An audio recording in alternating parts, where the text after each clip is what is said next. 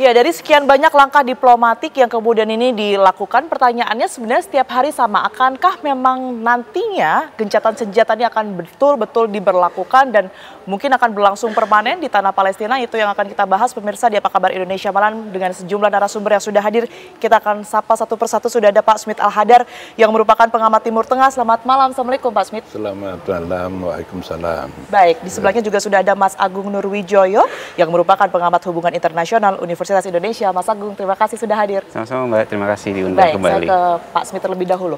Pak Smith, kalau kita berbicara mungkin mulai dari Israel yang kemudian mengirimkan tim ke Qatar ya di tanggal 6 Juli 2025.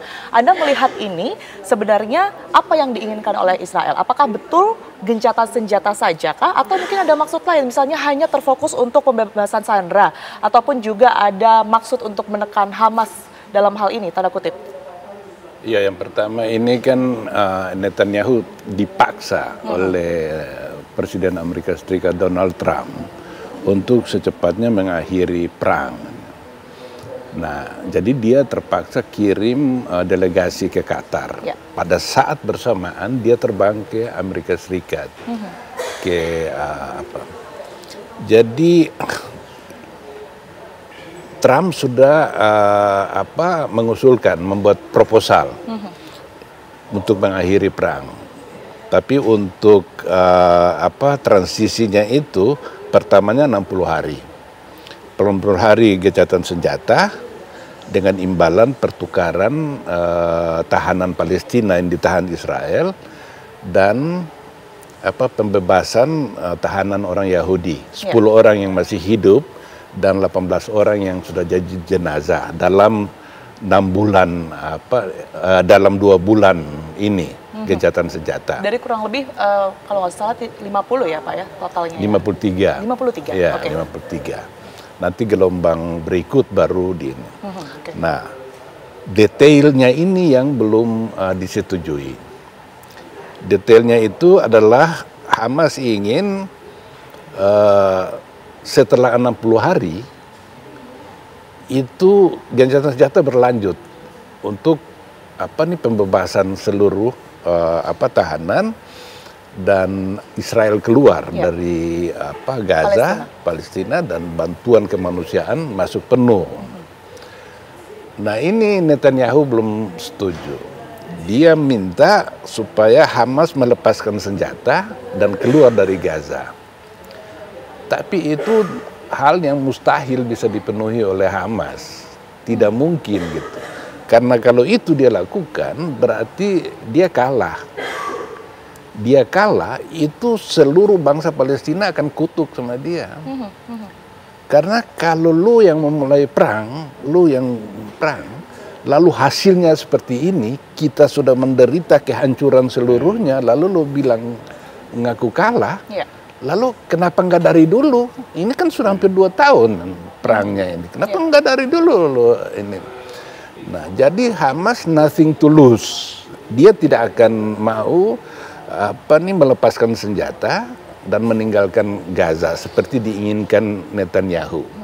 Di pihak lain Netanyahu dalam posisi sulit juga. Karena Trump tidak ingin perang ini berlanjut terus. Reputasi Amerika Serikat hancur, reputasi Israel juga hancur. Secara ekonomi juga ya. Tetapi bulan Oktober itu ada pemilihan umum di Israel. Nah, kalau sekarang ini Netanyahu setuju perang diakhiri dan Hamas tidak melepaskan senjata, maka bisa dikata dia akan kalah dalam pemilu pada Oktober lalu. Bahkan sebelum pemilu itu mungkin pemerintahannya sudah jatuh. Nah, untuk itu Trump menawarkan diri. Dia minta kepada pengadilan Israel untuk tidak menuntut terhadap Netanyahu. Karena dia terlibat korupsi dan suap. Yang harus dihukum. Tidak melanjutkan proses hukumnya begitu ya, Pak Smith ya. Dan kemudian Trump juga meminta agar Presiden Israel Isaac Herzog untuk memaafkan. Tetapi kalau itu dilakukan, artinya Israel tidak dihukum, Netanyahu tidak dihukum, tetapi Netanyahu harus meninggalkan dunia politik. Artinya masih banyak sekali yang kemudian ini belum menemukan kesepakatan sebenarnya ya antara Israel dan juga Palestina berkaitan dengan gencatan senjata dan juga tentunya negara-negara yang berada di belakangnya. Kalau menurut Anda, Mas Agung, ini yang kemudian dibicarakan, kita kan ketahui ya bahwa di tanggal 7 Juli malam, artinya besok waktu Indonesia, ini akan ada pertemuan antara Trump juga dengan Netanyahu begitu. Dengan segala ketidaksepakatan yang saat ini masih terus terjadi, ini apa kira-kira yang nantinya akan dibahas dan juga kesepakatannya menurut Anda seperti apa? Saya pikir sederhananya adalah apakah Netanyahu mendapatkan political leverage atau tidak. Nah, kalau Netanyahu mendapatkan political leverage, karena kita tahu ya bahwa tanggal 6 ini sebenarnya ada pembicaraan juga, delegasi Israel juga sudah bertemu dengan pihak mediator ya, di Qatar gitu ya. Walaupun pertemuannya terpisah antara pihak Israel dengan pihak Hamas seperti itu. Tapi kan itu tidak menemukan titik temu ya. Beberapa permintaan terkait Hamas kan meminta permintaan secara khusus kan, makanya kemudian kata Netanyahu adalah itu tidak bisa diterima, proposal yang disampaikan atau permintaan diberikan oleh Hamas tidak bisa diterima. Poin perihal masalah Hamas meminta bahwa Gaza Humanitarian Foundation harus dihapuskan ya. Yang kedua, Hamas juga meminta bahwa tarik mundur semua pasukan. Dan yang ketiga, urusan masalah apakah ada garansi perihal masalah tidak adanya selama 60 hari itu serangan dan segala macamnya. Nah, tapi lepas daripada 3 permintaan tersebut, kata kuncinya adalah tidak di tanggal 6 ya, tapi tanggal 7. Apakah pertemuan ini akan melahirkan political leverage untuk Netanyahu? Yang tadi sudah banyak dijelaskan oleh Pak Smith itu ya, perihal masalah terlibat kasus 1.000, kasus 2.000, kasus 4.000 sebutannya. Itu kan kasus urusan masalah suap yang menimpa Netanyahu. Apalagi ada tadi pemilu dan segala macam. Artinya Netanyahu ini sebenarnya membutuhkan political leverage yang didapat dari Amerika Serikat. Kalau Israel secara kawasan dalam konteks dia melakukan serangan dan segala macamnya, ini kan pengen menunjukkan bahwa dia pengen menunjukkan hegemon juga. Tapi dalam konteks Netanyahu-nya, saya melihat ini ada urusan bagaimana dia untuk bertahan. Survival-nya ini pengen ditunjukkan. Makanya kemudian sangat rasional pilihan yang selalu diambil oleh Netanyahu. Makanya saya sepakat dengan judul hari ini, Israel dipaksa. Karena karakter Israel di bawah Netanyahu ini dalam sejak 2023, karakter perpetual war. Perang tanpa akhir. Jadi ketika di Gaza sudah mulai deeskalasi, dia akan membuka front baru dengan Hizbullah, dengan Iran. Bahkan sekarang ketika kita bicara 1-2 hari terakhir tentang pembicaraan perdamaian dan gencatan senjata, kemudian di saat yang bersama kita ada cerita masalah bagaimana Israel melakukan serangan terhadap beberapa power plant yang dimiliki oleh Houthi di wilayah Red Sea seperti itu. Artinya dia tetap pengen ada perang ini terus berlanjut. Tapi di siang bersamaan Trump ini pengen mendorong nih agar kemudian ayo selesai dulu nih. Nah, tergantung dari political leverage apakah Netanyahu mendapatkan itu atau tidak. Itu saya pikir kata kuncinya. Oke, Mas Agung tadi sempat mengatakan bahwa sebenarnya mungkin yang terpenting kita soroti saat ini adalah Amerika dan juga pertemuan dengan Israel begitu ya. Betul. Tapi sebelumnya ini kan memang diadakan terlebih dahulu pertemuan dengan Qatar. Kalau Anda melihat sebenarnya kenapa Qatar ini selalu kemudian ini dijadikan mediator ya dalam semacam perundingan-perundingan seperti ini? Secara sederhana memang Qatar plus Mesir ya sebenarnya. Dia ada aktor yang kemudian diterima oleh kedua belah pihak. Mediator itu kan memang akhirnya ya harus jadi honest broker ya, menerima kedua belah pihak. Tapi kata kunci kemudian ketika kita melihat Qatar adalah perang 12 hari. Qatar melihat ada ruang yang middle ground lah, yang kemudian melihat ruang untuk melakukan negosiasi. Ya, kenapa poinnya perang 12 hari antara Israel dengan Iran? Salah satunya kemudian bisa dilihat adalah ketika kita melihat perang tersebut, ya efek perang Iran habis-habisan, Israel habis-habisan, iya. Tapi di titik itu, salah satu rasional yang kemudian dilakukan oleh Israel melakukan berbagai macam serangan adalah dalam konteks persepsi ancaman. Siapa yang disebut Israel sebagai existential threat. Nah, ternyata kan dalam konteks Iran kemarin, pengaruh Iran dalam konteks kawasan, saya melihatnya sudah jauh lebih menurun. Karena memang respon dari kelompok-kelompok proksinya Iran tidak semasif ketika rentang 2023 sampai 2024. Beda kemudian 2025 ketika serangan kemarin perang 12 hari, responnya hanya dua belah pihak. Tapi tidak banyak muncul dari kelompok-kelompok proksi-proksi yang lain. Houthi baru beberapa hari terakhir saja kemudian muncul. Jadi penurunan dalam konteks enmity dan enmity-nya, perang rivalitas kawasan menurun. Ini yang menunjukkan Qatar masuk untuk mendorong bahwa ayo kemudian kita bisa melakukan aspek negosiasi. Makanya tadi kan ruangnya adalah sekarang Israel dipaksa untuk melakukan gencatan senjata seperti itu. Baik, saya juga membutuhkan pandangan Anda, Pak Smith, berkaitan dengan hal ini mengenai bagaimana kemudian ini Qatar sebagai mediator jika kita bandingkan dengan negara-negara lain di Timur Tengah begitu ya, dan juga bagaimana sebenarnya hubungan Qatar dengan kekuatan besar seperti Amerika Serikat dan juga Israel. Tapi dijawab nanti, Pak Smith, kita akan jeda terlebih dahulu. Kami akan kembali untuk Anda sesaat lagi. Anda kembali di Apa Kabar Indonesia Malam. Pemirsa, saya akan langsung kembali ke Pak Smith. Pak Smith, tadi ada pertanyaan yang terpotong.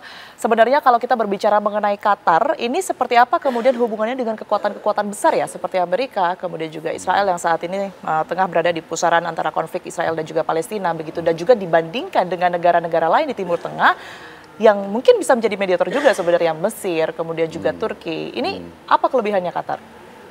Qatar terkait dengan Amerika khususnya.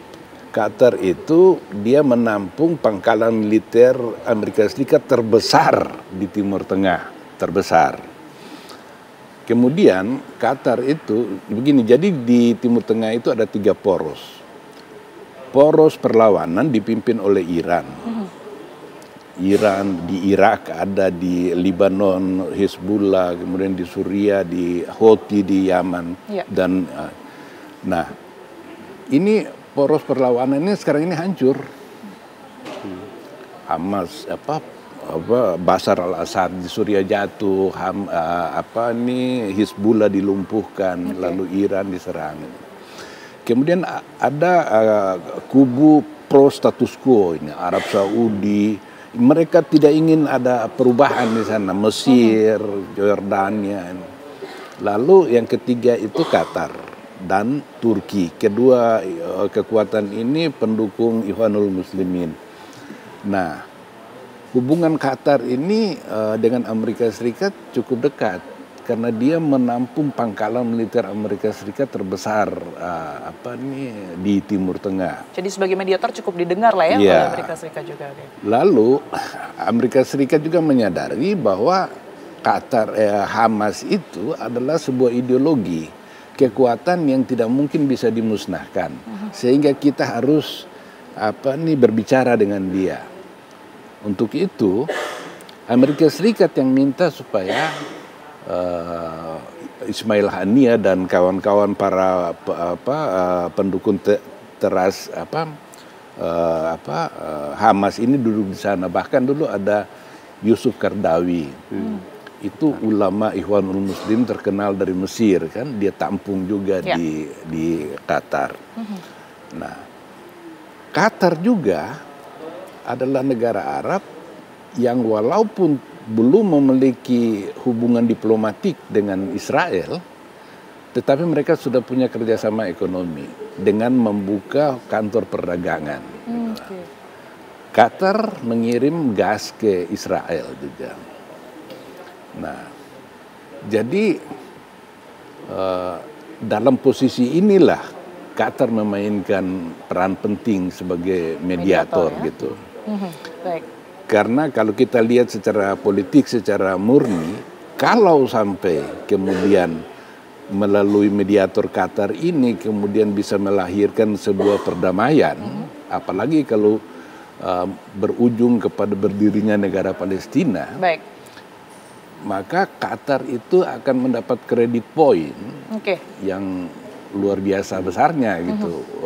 Ini sebuah negara kecil, tapi dia bisa menghasilkan sesuatu yang tidak bisa dilakukan oleh banyak pemimpin Gamal Abdul Nasser. Bahkan negara-negara yang lebih besar begitu ya, Pak Smith ya. Kemudian bisa menciptakan perdamaian begitu. Itu yang kemudian menjadi harapan oleh Qatar. Saya bergeser ke Mas Agung. Mas Agung, kalau Anda melihat ya, ini yang dilakukan oleh Israel saat ini sudah bertemu dengan mengirim tim ke Qatar begitu, kemudian juga bertemu dengan Amerika. Ini hanya memang betul akan menyelesaikan konflik begitu fokusnya, atau hanya sebenarnya langkah simbolik saja? Sebenarnya yang kemudian jadi problem besar adalah upaya gencatan senjata ini tidak mutlak ada keinginan itu lahir dari Israel ya. Itu menurut saya itu jadi satu ganjalan yang cukup signifikan gitu ya. Dengan pola kemudian dilakukan oleh Israel melakukan serangan terus-menerus ya, operasi tidak hanya terkait di Gaza tapi juga perang dengan Houthi, sebelumnya dengan Iran dan segala macamnya. Sebenarnya keinginan untuk damai itu tidak muncul dari sisi Israel, Ya, karena tadi pola saya sebutkan perpetual war, perang tiada akhir yang kemudian ditunjukkan oleh Netanyahu seperti itu. Jadi memang akhirnya satu juga kekhawatiran ketika tadi Pak Smith menjelaskan tentang konstelasi kekuatan power ya, struggle power di kawasan Timur Tengah. Sebenarnya satu hal juga penting adalah saya pikir Netanyahu perlu juga Israel pun ya akhirnya satu hal yang kemudian jadi ketakutan adalah kekhawatiran ya kekuatan leverage-nya Qatar naik ya di kawasan ya akhirnya memang satu kemudian jadi titik pentingnya adalah apa yang kemudian akhir kesepakatan dan Trump juga di titik yang sama ingin menunjukkan hegemoninya di kawasan karena di titik yang bersamaan juga sebenarnya kita melihat dua aktor yang sebenarnya punya potensi aktor global, misalkan Rusia kemudian Cina. Betul. Dua aktor ini dalam beberapa bulan terakhir, pendapat saya adalah indifference, gitu. Abai untuk kawasan Timur Tengah, tidak terlalu banyak masuk untuk main terlalu jauh, memberikan statement oke. Tapi dalam memberikan backup, kalau kita biasa kemudian kita menyebutkan, oh Iran berkonflik sama Israel, kemudian Iran akan di backup oleh Cina, kemudian Rusia. Tapi ternyata dalam 12 hari kita nggak melihat hal tersebut. Ya ternyata Iran dan Rusia dengan Cina kondisi indifference. Dan di titik ini adalah ruangnya Amerika Serikat untuk menunjukkan hegemonisnya di kawasan Timur Tengah. Makanya pertemuan 7 Juli yang kemudian dilakukan Trump dengan Netanyahu menjadi satu pertemuan yang signifikan ya. Kemudian melihat dalam perkembangan ke depannya seperti itu. Karena memang ini negatif peace yang kemudian pengen didorong atau the absence of violence, berhentinya kekerasannya. Cuma bagaimana kemudian berhentinya kekerasan ini pihak-pihak yang berperang, ini yang paling sulit ketika kita bicara masalah gencatan senjata. Kedua belah pihak merasa sebagai pemenang dalam perang. Itu poin yang paling sulit. Kita belajar dari perang 12 hari Iran-Israel, keduanya selesai perang menyatakan diri sebagai pemenang dalam perang.